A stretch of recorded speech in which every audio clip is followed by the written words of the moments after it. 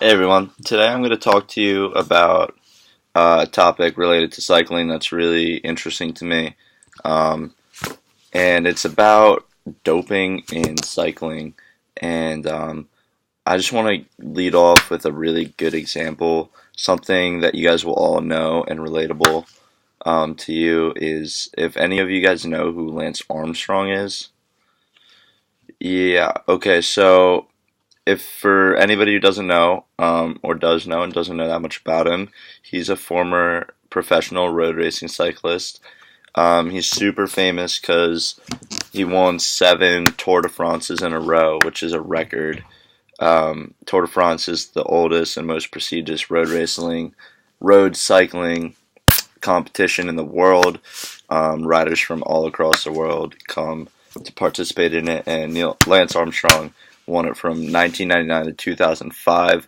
Um, and he's even more famous because he had testicular cancer in 1996 and overcame it and fought back and won all these Tour de France's and had so many achievements in his career.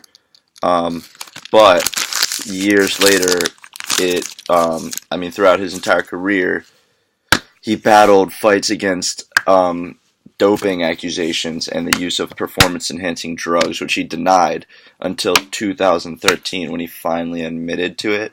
And as a result, he lost all of his medals that he won, all of his achievements, all the Tour de France medals, and he is banned from cycling for his life. Um, and he also ruined a lot of relationships with friends because of all the people that were his friends that tried to turn him in because they felt so disturbed and betrayed by his use of performance enhancing drugs, and he threatened them and insulted them and hated them because they planned to ruin his career, which did happen later. But this is just one example. Like, a lot of people do this, and it's really bad. In fact, like, out of the past 16 years from 1999 to 1998 to 2013, out of those 16, 12 winners have been linked to doping. And 65% of the top 10 riders were also linked to doping. So that just goes to show how many people are using performance enhancing drugs to win these competitions. And, like, sure, they may win, but is it really worth it? Because they more often than not, they end up getting caught and get stripped of their rewards. So I don't see why it's such a big turn on, because they're likely to get caught.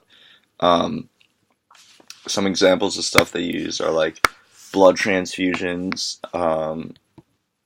erythropoietin, and testosterone, and that gives them unfair advantages like stronger muscles, more drive, more capability of breathing like longer and being able to take long distance cycling. So it gives them a really big unfair advantage, especially for someone like Lance Armstrong, who took them for like 10 years straight and admitted to taking lots of them, like 3 blood transfusions like every week or something crazy, like an unhealthy amount. And it said, like, without those, he definitely couldn't have achieved what he achieved. Um, and it's bad because that just ruins the sport for other people who actually fairly compete, and they don't take these drugs. They just work hard. So to stop this, the cycling committees who run these competitions are administering more drug tests throughout the year, and that can stop some stuff like using more testosterone and stuff like that.